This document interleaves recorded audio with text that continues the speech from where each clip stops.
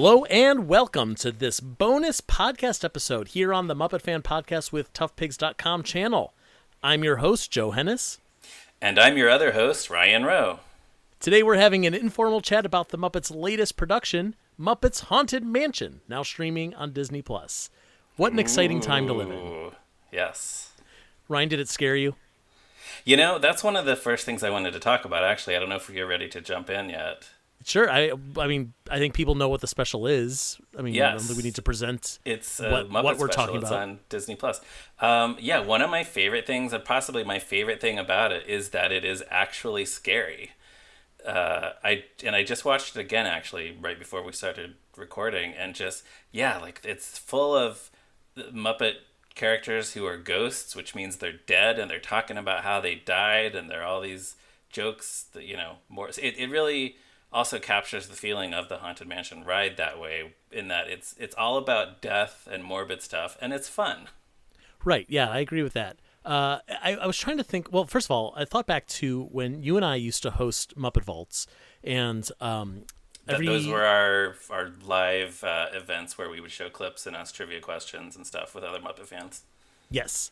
Every October, we would do Muppet Vault Monsters, and it was a nice way to kind of, highlight, Grover and Cookie Monster, but also, like, Halloween-y stuff. And it was always a little bit of a challenge to find, like, scary Muppet stuff, although we did find some things. Yeah. I was trying to think back to, like, when was the last time the Muppets were really scary? And I'm guessing it was the Jim Henson Hour. Is that accurate to you? Are you thinking of anything specific? Like there was that sketch with Fozzie where he's in a haunted house overnight. Oh, actually, that's funny because that's kind of similar to the premise of this. Totally, especially because that features a character that takes off its head, which Fozzie is also a character that takes off its head in this. So that I did specifically because so that clip, which we shared every year, it started with Kermit in the Muppet Television studio, and the monitor behind him, there's like a big scary hand that like comes out of the monitor and like grabs him. Bandage wrapped hand, pulls him into the monitor. And then we go into this scary story about Fozzie Bear staying in this hotel that some dude without a head shows up. Yeah. I don't remember much else about the story, but that was genuinely scary. It was a scary, but funny moment. I would say there is stuff that is scary in Muppet Christmas Carol, and maybe even in Muppet Treasure Island. Christmas Carol for sure, though, when you have the Ghost of Christmas Future, that stuff, like it scares kids for sure. Yeah. And it scares Gonzo and Rizzo in the movie. That's true. No, there's definitely scary moments in that. I know people often talk about Statler turning, the door knocker turning in Statler's face earlier in the film as one of the scarier Muppet moments. But those are also like short little blips. This is a full special that's just like pretty spooky. Oh, yeah, it's just full of this stuff. Yeah, that's what I love about this.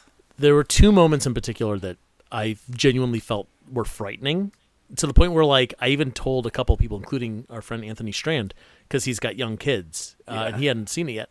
And I said, okay, well, just so you know, there's a couple scary moments. The two, of course, I didn't spoil it for him, but the two that I'm thinking of are Gonzo becoming older and older. Right. Was that was spooky. Oh, that seems to have divided fans because personally, I loved that. I thought that was so creepy, and I'm so happy that they went there and like didn't shy away from it. And like it sort of also reminded me of some of the deeper, like the darker stuff that they would get into on Fraggle Rock. Where they also didn't shy away from like morbid topics occasionally. But yeah, then it seems like there are a lot of people who just really, really hated that creepy Gonzo puppet. Yes. I should have said that for last because I have so much to say about it. But the other moment that did scare me, well, not scare me, but like what I thought was too scary for little kids was when Gonzo's going up the spiral staircase and when he falls and then there's that like the big scary monster that's going to eat him at the bottom. Yeah. That was really scary. Well, it's like that sort of seemed like the mansion itself was coming to life. Yes. To devour Gonzo. That was scary. I would say there's one more that comes to mind, which is the John Stamos scene. Oh, yeah. When John Stamos is like, to Pepe, he's saying like, come here, come closer, I got to tell you something. And then he turns into a monster. It's a genuine, and unexpectedly. It's a genuine jump cut, a jump scare. Yes, I mean, jump it's scare. it's Yeah, a good jump scare. Yeah. yeah, I like that. Going back to old Gonzo, I've often had one of my least favorite Muppet things in the world is when they show Muppets being old. And it definitely gets me every time I watch Muppet Christmas Carol, and they show at the end of the movie they show old Sam and old Fozzie. Yeah. It's a little bit when we see old Kermit and Piggy and Muppets Most Wanted, but not as much. But at least when you see them, it's the idea is that they're happy in their old yes, age. Like that's they're probably living, why. Yeah. Yeah, they're living their best life as elderly people. The quiet life. Yeah. Right. But to me, seeing like stuff like this with Gonzo, it's that idea that Muppets can age and Muppets can die.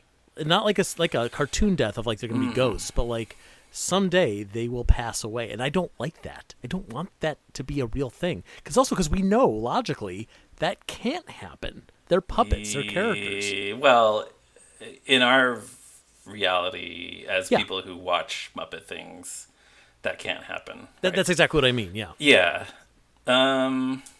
Yeah, I don't know. I'm just trying to think, like, have Muppets ever, other than very small minor characters like the gambler on the musical number Right. on the Muppet Show dies Yeah. in the middle of, but then he comes back as a ghost, or like, yeah, do characters die in Muppet Treasure Island? It seems like they would, but I can't think of any. I mean, even if they do, it's a conceit that they're making a movie, so they die in a movie, they but they come still back. Yeah, kind of so wink at the audience. Yeah, it's not like I'm thinking specifically of things like The Simpsons, where they kill off like Maude Flanders. right. And it's like that's a big deal. We're killing off Yeah. a character. That's part of this ongoing story. But the Muppets don't have an ongoing story. No, that's true. As much as some people try to twist their brains and not coming up with a continuity Right. for them, it just Which doesn't I exist. wrote an article about that a few months ago. I know you did. It's canon. Yeah. But Gonzo aging and like his nose kind of withering and all that. So is the idea there that Gonzo, if he doesn't come to terms with his fears, that he's just gonna be stuck in that room until he ages to that age and then dies? Could be. A part of me guess. wonders if that scene went through a few interesting drafts in the writing stage where, Gonzo comes to the realization in that scene that the thing that he's scared of is that his friends will only think of him as being this daredevil. But Right. I wonder if there was an earlier draft where his fear was actually that he was going to die alone. Because he's He ignoring does say his something friends about or being something. in the room all alone. Yeah, like he's Right. Yeah, like he 'Cause says that- something like, "I've done all these stunts and I've lived to tell about it." And then his reflection says something like, "Oh yeah, if you've lived to tell about it, who are you telling? Because it looks like you're all alone." Right, exactly. So that is not only something that it makes sense that he's getting older, and we're seeing like basically future Gonzo being like, what did my life really mean? Yeah. But it's a really relatable fear. It's not like a monster in the closet fear. It's like we're all worried about dying alone one way or another. You know what I mean? Yes. So and then the way to get yourself out of that locked room is to embrace your friendship, and that's how Gonzo gets out. Right. So It's one of 3 fears apparently, because we see 3 bolts on the door. that's a good point. Yeah. And it's like one of them is his fear of people not thinking he's like great because if he doesn't do stunts, and one of them is not.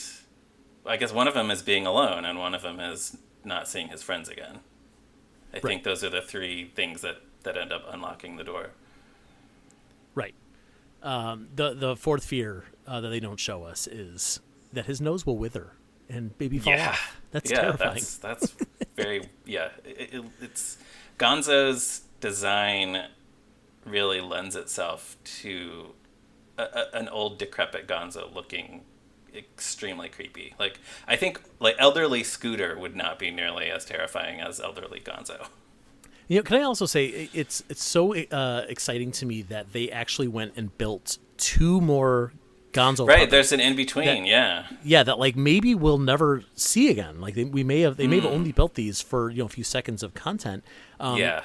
Especially as we're like watching the special where they have gone into the drawers and pulled out every old Muppet that they Right. could. All these old costumes and things. Yeah, like we're not going to see that. Like if they did another special like this and they're pulling out everything, they're not going to pull out old Gonzo.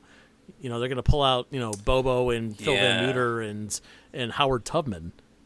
Right. Speaking of that, that's probably a good segue to talk about some of these characters. There's a lot of characters in this thing. There are so many characters, and that's another thing that everyone seems really excited about, is just seeing, especially the characters that we haven't seen much of in a long time.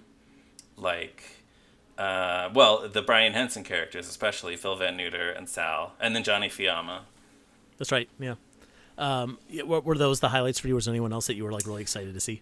There's so many. I mean, it's fun to see Wayne and Wanda and have, you know, for them to have a joke. That was nice. Beautiful Day Monster, I always am happy to see. And he gets a line, too. He's always at the top of my list, yeah. Monster, Family Feud star Mo. I mean, Mo Frackle, excuse me. Yeah, Mo Frackle, he's there. He is, yes. That's very exciting. One thing that I didn't really catch on to this until I read the credits is Howard Tubman's butler, Carter. There's a female version of Carter. I believe her name is Miss Cartier, if I'm not mistaken. So have we ever seen this version of the character before? I don't think so, because the Muppet Wiki doesn't have an article for Miss Cartier yet. Oh. And I mean, you know, who knows? Maybe it's just Carter in a wig, but she is credited as Miss Cartier in the closing credits. Well, you know, we always say they need to have more female Muppet characters performed by women. So this is a perfect opportunity. Let's see more of Mrs. Cartier in the next production. Miss, she's not married. It's just Miss. Oh, Miss. I thought the implication was that she was married to Carter. No, she is not. Maybe not. I think they're siblings because. That could be. Yeah. Yeah. I don't know. Right. They got a Scooter and Skeeter thing going on. Sure. What if Scooter and Skeeter grew up to be Carter and Miss Cartier? I'm overthinking this. This is too much. Yeah, weird. And then, of course, the goat is another that seems to be... Well, I guess I would say that's another one that's divisive because some people love the screaming goat and some people hate the screaming goat. But yeah, same with Mummy and Duddy. I find that some people think it's the best part. I wasn't crazy about them. I've heard so many people say to like they're talking about the movie and they go dun dun dun dun dun dun dun. Yeah, I guess there were just so many, and I say this as somebody whose favorite Muppet movie is The Great Muppet Caper, which is the most self-aware of all. But there were so many little winks at the audience, like "This is my only scene in the movie," like that kind of joke, and that just seemed like, you know, there were a lot of those, and that's all Mummy and Duddy did, really. Oh, yeah. I liked it. I liked the Mummy and Duddy thing. They're not my new favorite characters or anything like that, but the thing I guess that I liked about it is that it seemed like their lines were unscripted, and it was just they were pretty loose. Yeah. So what did you think of the songs? There were a few original songs. It seems like everybody's favorite musical moment was the Dancing in the Moonlight performance at the end. Yes, I was very excited about Dancing in the Moonlight. It felt very Muppet Show. You know what it made me think of, honestly, is the missed opportunity from the 2011 Muppets movie when they kind of sing "We Built This City" for like a second. Oh, yeah. And it's like, they should have just had the Muppets sing the song. It would have been so good. In that, Dr. Teeth, they're about to start cleaning up the theater, and Dr. Teeth is like, "Well, all right," and then he hits the play button on a boombox, and it's the song. It's the recording of a song instead of them actually singing the song. They all start singing the song. They all just they're looking around like, "Oh yeah, we built this city," and then they just, nothing happens. So yes, it was great to see the Muppets sing a popular song. It felt very Muppet Show in that regard. As for the other three songs, I can't say I disliked them, but I don't remember them. I haven't hummed them at all. They were a little complicated. I feel like they were trying to fit a lot in. Like one of the songs was like trying to be a little bit of Be Our Guest, but it was also trying to be a little bit of like Grinning Ghosts or whatever. I can't remember. I forget where I read this. So Life Hereafter, I think was the best one. It was great that so many characters each got a line to sing, and there were a lot of just so many. It was just packed with gags, like Marvin Suggs playing the skulls and all kinds of stuff like that. Yeah, I feel like I read somewhere, and I don't remember where, or heard somewhere that it was originally written as more of like a straight parody of "Be Our Guest" Yeah, from I read that Beauty as and the well. Beast. Yeah. Yeah, and there are a few lines about like the candelabra is not French and he can't sing, which is just sort of confusing when you hear it in context. Yeah. But yeah, overall that one is a lot of fun. The whole mansion show thing is that's a pretty fun idea. Then there's the one that Pepe and the Bride sing, Pepe and Taraji P Henson, which is fine. As my wife pointed out, it sounds a lot like Fernando's Hideaway from, I think that's from the Pajama Game, which maybe may have been intentional. Maybe it's just a certain genre, but yeah, it was fine. It was semi catchy. I think part of the reason I'm not jazzed about any of these songs, as fun as they are to listen to in the moment, they were all, if I'm not mistaken, written by Bill Beretta, Kirk Thatcher, and the writer of the special, Kelly Younger, with music by Ed Mitchell and Steve Morell. And like they're all very talented people. But, all of the memorable Muppet songs of the past have been like, here's Paul Williams writing a song. Here's Jeff Moss or Joe Raposo writing a song. Paul Williams and Kenny Asher. And Kenny Asher. Well, now for one of the 4 projects. Well, that's Paul true, Williams yes. did. He did many things, Ryan. Yes, I know. You should know that. We interviewed him. But, they maybe in retrospect, it would have been better if they would have just hired someone who is a songwriter, like someone More like of Brett a McKenzie. music and lyrics person.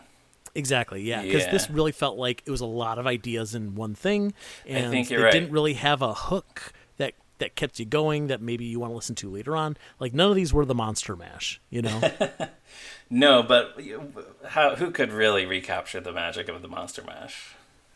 It would That take not a lot. only, I mean, the song "The Monster Mash," as everyone knows, is not actually the Monster Mash. It's an homage to the Monster Mash. So even the song "Monster Mash" is not as good as the actual Monster It's Mash. a song about a dance called the Monster Mash. It's a Yeah. song. The song is the Monster Mash, but it's the song "The Monster Mash" is recounting when this mad scientist saw all his friends doing the dance called the Monster Mash. That's right. And I do believe that the song that they're dancing to is so epic that they could not capture its magic within the song "The Monster Mash" that we're familiar with. Right. Oh, because you're saying like presumably when the monster got off his slab and started dancing, he was dancing to some other song that we haven't heard yet. That's right. They Yeah. can't be dancing Yeah. to the Monster Mash because that song didn't exist yet. Right. Because he had to write. Okay. Yeah, I get it. Maybe he was dancing to "Rest in Peace," the Darren Criss song. Oh, that from was the the other special. one. I was trying to remember what the third one was. Yeah, that one was, I would probably rank number 3 of the 3 original songs. Yeah, like I can't remember how it went. I mean, it was very. So we can talk in a minute about all the references to the ride. I like that they wrote a song based on the funny tombstone, the funny rhyming tombstones. It did seem like just sort of a way to deliver a bunch of celebrity cameos. Yeah. Kind of, in my opinion, ham-fisted. Getting all those celebrity cameos in there. Actually, let's segue away from the songs and talk about that for a second, because Sure. there's when we were getting ready for this movie to come out, and we were starting to get the news over the past, the previous month. It was all celebrity stuff. Everything that we heard all- about it was, here's a celebrity that's in it. Here's another celebrity that's in it. Here's another celebrity that's in it. And then in the end, with the exception of like 3 or 4 of them, they're all like, you barely see them. You barely recognize them. And like they didn't need to Some be of there.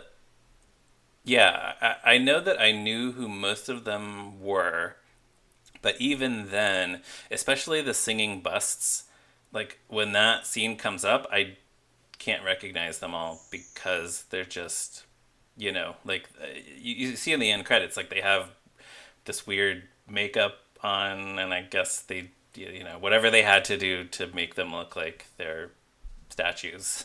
Yeah. They're just I mean, unrecognizable. of the 5 singing bus, I only really know who 3 of them are. Yeah, who are they? Do you have it in front of you? So it's Sky Jackson. I don't really know who he is. Oh no, I don't know him. Jeff Kiley. I don't know how to pronounce his last name. Okay. Sorry, Jeff. Pat Sajak. Oh yeah, well, and him I did recognize. Right, he's very recognizable. We grew up with that guy. Right. Justina Mikado. Okay, yes. So her, I knew she was going to be in it, and then I didn't recognize her. I didn't spot her. Right, she's unrecognizable. And Craig Robinson, especially those last 2. Again, yeah, same. I knew he was going to be in it, but I didn't. I couldn't spot him. So Justina Mikado and Craig Robinson are both so talented and so funny. Yes. Like, what a waste to put them in these roles where we don't recognize them. They don't get to say or do anything funny. Terrible. Yeah. The only, I guess, so yeah, Darren Criss gets a song, and then it's just Will Arnett as the ghost host and Taraji P. Henson as the bride, who really have anything of substance. Well, there's also Yvette Nicole Brown as the driver. Oh, yeah. She has and 2 we very do short get scenes. 2 more. There's 2 more celebrity cameos. We mentioned John Stamos. Oh, John Stamos, yeah. And then Kim Irvine, who I don't know if she's really a celebrity, but in the Disney world she is. Yeah. Which is, I don't think the average viewer, I wouldn't have recognized her if I hadn't read who she was. I mean, I will say, cool like, that when she's in there.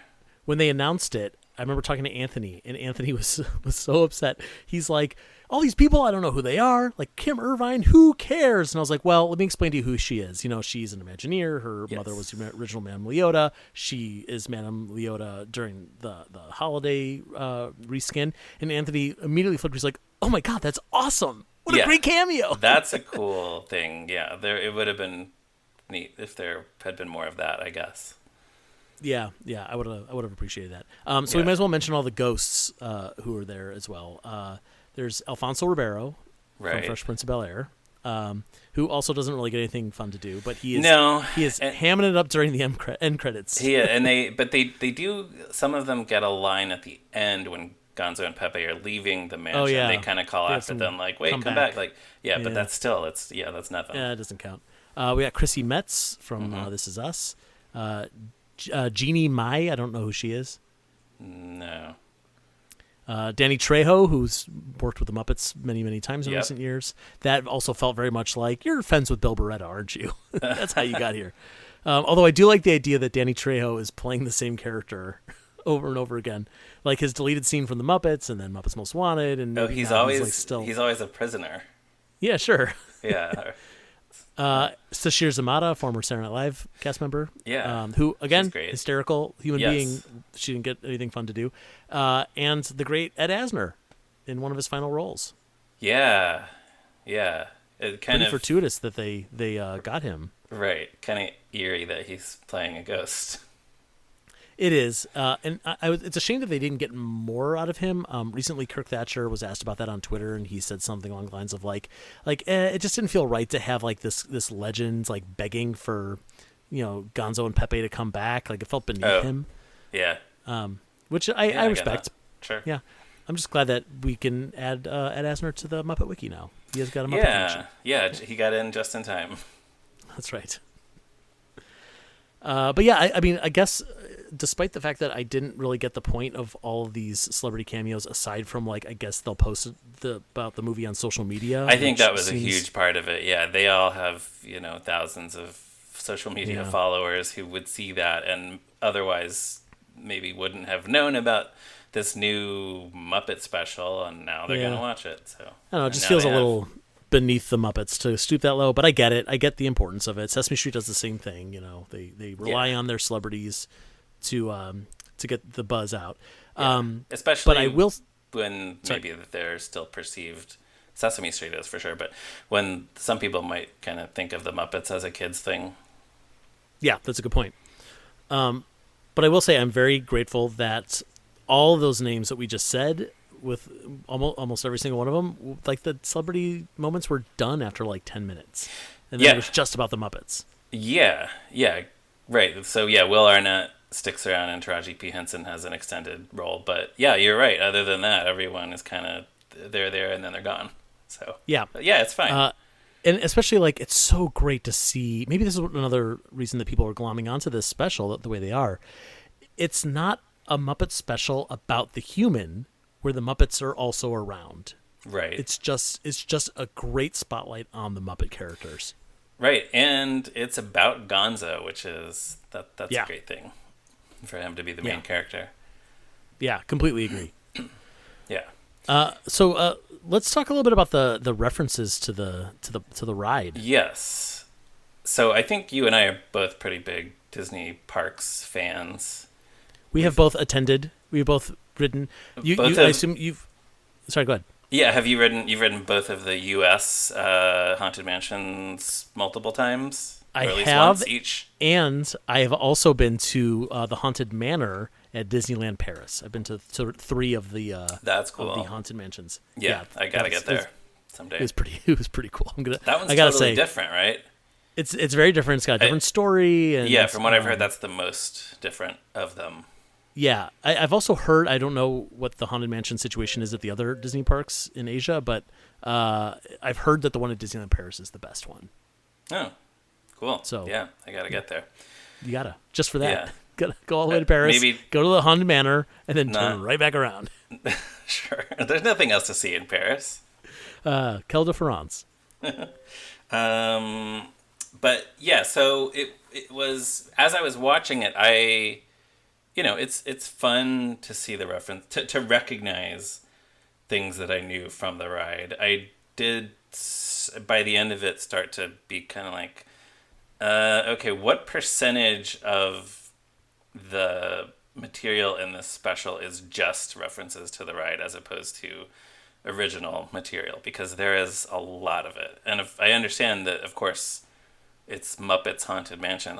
The words Haunted Mansion are actually 2/3 of the title, and Muppets is only 1/3 of the title. But yeah, it was a lot. It got to be a little bit much by the end.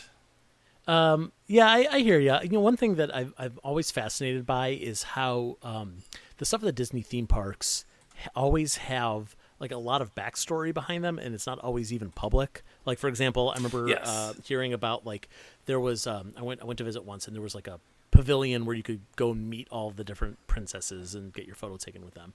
And they had written a story to explain how all the princesses are in the same place at the same time. Oh, how they're all, yeah, that's funny. Right. And I don't remember what it was, and maybe it wasn't even told to me. I don't recall. But like that's kind of interesting that they feel the need to do that. So the fact that, like, we know Haunted Mansion has all of this backstory. Like, you can go on Wikipedia and read all about it. So what the Muppets are doing is not just like saying, like, hey, you remember this thing? Hey, you remember that thing? They're calling the backstory out of the ride and then Muppetizing it. So, like, I think the whole storyline with the bride and, like, the dead husbands and all that, it's like, yes, it's all technically references to the ride, but, like, the Muppets are the ones doing the story. You barely get any of that story out of the ride itself. That's true. Yeah, a lot of people who just go on the ride and maybe aren't paying attention and fanboying like you and I are when they go on the ride. Yeah, they probably aren't even aware that stuff exists. So yeah, I guess, and it does seem like people who, from what I've seen from comments online, people who aren't that familiar with the ride, or maybe not at all, still got just as much out of the special because it still makes sense. It's just still a bunch of spooky stuff. Yeah, I mean, I just did an article with Anthony, who has never been to any of the Haunted Mansion rides, and he said it worked perfectly fine. There was a few times where he was like, "That's probably a reference," but then you move on quickly. There's so much going on in the special. So either it's a reference or it's just another scary thing that's popping out of the walls of the mansion, and then it moves on. Yes. Did you have any favorite moments that were inspired by the ride specifically? I think probably the ballroom, because that's one of the highlights of the ride, and it was that was a really seamless melding of the Muppets with the ride. That to have not just a bunch of Muppet ghosts dancing in the ballroom, like the ballroom scene from Haunted Mansion, but to also turn that into an at the dance bit from the Muppet Show. That was a really fun idea. Yeah, it's brilliant. Yeah, I mean, I have to agree. That's an easy thing to point to as the best part, the best merging of those two ideas. more specifically, the moment I didn't love it as much in my rewatch of the special, but the first time it caught me by surprise and I got a big belly laugh out of it was Statler and Waldorf in the Doom buggy and then it stops and you hear the announcement saying that we'll be moving again shortly. It's such a specific thing. It does not work at all for people who aren't intimately familiar with the ride. I think that's why I was kind of on the fence about that one. You're rightfully so, but I was not expecting it, and it got me at the right place at the right time. Has that happened to you on the ride? Every time I've ridden it. Oh, every time? That's happened to me once, I think. It was like right when you're going into the graveyard scene of the ride. That happened to me once. Oh, yeah, that happened to me too. Right in front of the dog and the caretaker once. Yeah. You just stand, like guys, move. You're just standing there shaking. Yeah, get out of here. There's ghosts. Just repeating the same actions over and over again, like they do. That's right. Speaking of that, the other place that I always get stopped, because this has happened to me twice, is on Pirates of the Caribbean, in front of the dog with the key in his mouth at the jail scene. That's another famous scene, yeah. That's right, another dog that's just sitting there. A lot of people want to see them do like Muppets Pirates of the Caribbean and Muppets every other ride at Disney, and I hope they don't, because not a lot of other Disney rides would really lend themselves very well to that concept. I disagree with that last part. I think that the Muppets are a flexible enough brand that they could turn anything into a Muppet spoof. That said, I'm torn on that idea because I think that there is so much potential. I think it'd be really fun, and look, if that's what it takes to get the Disney people to greenlight these things, is to be like, if there's synergy in it, then great, we're in. But as you know, I've said this many times elsewhere, and if anyone who's watched my interview with Miss Piggy in promotion for this the special, I did pitch some ideas for sequels. Oh yes. Including Fozzie Bear Jamboree instead of Country Bear Jamboree, and instead of Mad Tea Party, I did the Dr. Teeth Party. Right. That'd be kind of fun. Of course, like I said, Pigs in Space Mountain, and Piggy responded, "Do you think you're the first one to think of that?" Yeah, that was the best part of that interview. That was great.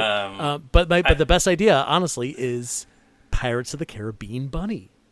It's so good. Oh, yeah, we haven't even gotten into the chaos on Twitter when Kirk Thatcher revealed that he killed Bean Bunny. I guess they had considered murdered. They had considered including Bean as a ghost in Muppets Haunted Mansion, but the puppet is unusable because it's just worn out and turned into toast, like Muppets do when they have not been used or maintained in years. And yeah, that it was hilarious to see what a reaction that got, as if he had actually murdered the character Bean Bunny. I mean, it helped that Kirk really he really fed that fire, Oh yeah, he was having a good time with it. He was having a good time with it. Yeah. Yeah. Yes, hopefully we'll see Bean Bunny again someday. Oh yeah, I hope so. It's we don't actually want Muppets to die. No, exactly. Yeah. And I was having this conversation on Twitter too. Like, the version of Bean Bunny where he's just like a cute little bunny is like, that doesn't need to come back. But the version of him where he's like a parody of a super cute character that the Muppets are happy to have around, because that means that they don't have to make an effort to be cute. That is funny, and I like that. I agree. I'd like to see and that then come back. And also the version of him where he gets beaten up and thrown around, like on Muppets was Tonight. what I was just gonna say. Yeah. Muppets Tonight and Muppet Christmas Carol, and that's fun. Yeah, because he's just a little guy, so you can throw him around, and yeah, that's right. Yeah, he's too cute. Yeah, we can't. I do. So Pigs in Space Mountain, I think that one. I'm sure there's more of a story behind Space Mountain than I'm aware of, because, like you say, they've done the Imagineers come up with these things for every attraction. But I do think if they had to do, if these kinds of branding exercises are the only way to get or to guarantee, if they help guarantee that future Muppet projects get made, that would probably be the least offensive, or one of the least offensive, because it's more of a generic thing. Space Mountain is just like, you're in space. That's pretty much it. Like, you're in space and you're going really fast. I don't know, but that way they could come up with a more original story, and a Muppet sci-fi project would be really cool to see. Right. I mean, who doesn't want like a 45 to 50 minute pigs in space feature? Like that sounds incredible. Yeah. It doesn't matter what it's about. Like Yeah. like to get more than 2 minutes of a pigs in space story at a time. That sounds incredible. Yeah, I mean, I guess they'd have to really come up with a story that could sustain it, because Pigs in Space were designed for these 5-minute sketches on the Muppet Show. But Yeah, I it's think they could too do bad it. that there's never been a successful sci-fi story that's more than 2 minutes. What do you mean?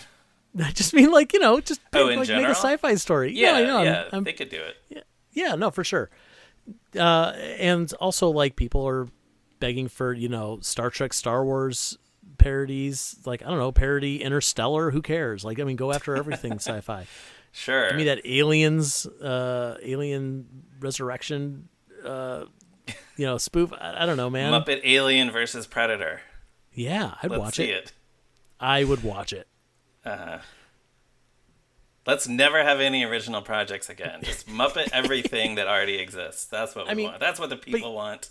But here's the thing: is like the Muppets could be a snowball, where every time there's a good Muppet project, there's so much time afterward before the next one that people kind of forget and they lose all the momentum. So if there's someone at Disney Plus who's saying Muppets Haunted Mansion was a big hit, we're going to do an annual special. Every year we're going to do one special. It's going to be something Disney related. It's going to be Muppet related. And then you get that ball rolling, and then eventually the Muppets are a bigger brand and they can do, okay, well, now we're doing a new movie. We're doing a new Muppet show. We're, whatever it is. That's right. not Then necessarily somebody tied to can that specific say, idea. okay, we've proven that people will watch this stuff. Here's a brand new pitch for something that's not, something that's more original. Yeah. Exactly. Yeah. That would be good. I would like that. I would like more Muppet things. Yeah, me too. What else, Ryan? How about the Muppets Halloween party that Gonzo's not going to? Oh, yeah, let's talk about that. That's fun. It would have been nice to see a little bit more of it. I agree, because that party looks super lame. Oh, you think so? Yeah, for a few reasons. Number one, they have an annual Halloween party, and it's a big deal that Gonzo didn't come. Like, this isn't Christmas. This isn't someone's birthday. It's like, I don't know. It just seemed like the Muppets were like just kind of wiggling around. Everyone's got their, cheap, inoffensive, non-IP threatening costumes. And also, like, it's such a big deal that, like, they also get together for breakfast the next morning. Like, none of this makes any sense to me. That was... was that detail just to set up It must Kermit have been. Yeah. saying that the hitchhiking ghost should come along with him to breakfast? Or just that, like, Gonzo has lasted all night, and now where is he going? Oh, yeah, yeah. He's got to go back to meet up with the Muppets. Yeah. Yeah. That's why Kermit is calling. So, yeah, none of that. It does seem like Kermit was expecting Gonzo to show up, or assuming Gonzo to show up. So maybe he had previously indicated that he was, and that's why Kermit thinks it's unusual that Gonzo's at the last minute not going to come. I mean, do you think... Well, first of all, he's not giving a toast to Pepe for not showing up, which seemed really weird, right? Oh, that's true. Well, I don't think it's such a long shot to think that the rest of the Muppets all like Gonzo more than they like Pepe. Maybe they've been having this party every year since 1976, and this is the first year that Gonzo's skipping out. Right. And it's like, well, Pepe's only been coming to this party for 25 years. Yeah. And not 45 years. Yeah, exactly. So one detail that I pointed out in my article pointing out all the Easter eggs is that there's like a set of balloons in the back, and there are 2 white balloons with look like black dots that are like drawn on with a Sharpie. And at certain angles, they look like Muppet eyes. And I don't know if that's deliberate. Yeah, I think I saw somebody on the internet comment that they were, like, they're red balloons too, right?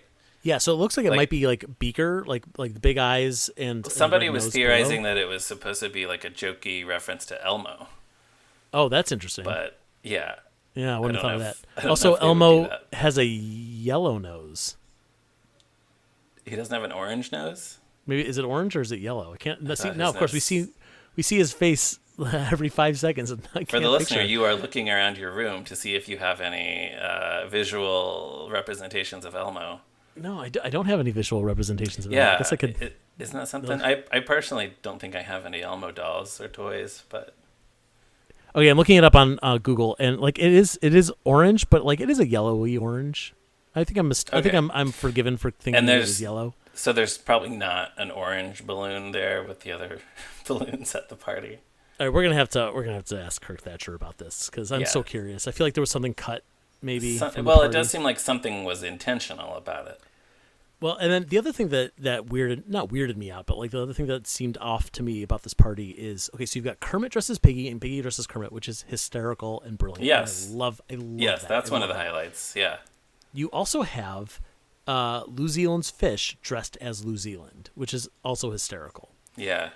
New Zealand is not dressed as a fish; he just has an arrow through his head, which seems like a missed opportunity. He's So dressed that's as late 70s Steve Martin. I guess so. Or a victim of Green Arrow. Oh, yeah. What I thought would have been fun is what if all the Muppets were just dressed like that was the theme of this Halloween party? Is they're all dressed as their friends. Oh, And that would be funny. it would Yeah. have been Bunsen and hysterical. Beaker dressed as each other, or I don't know how Yeah, you would do that exactly, but yeah, yeah. there would be potential there. Yeah.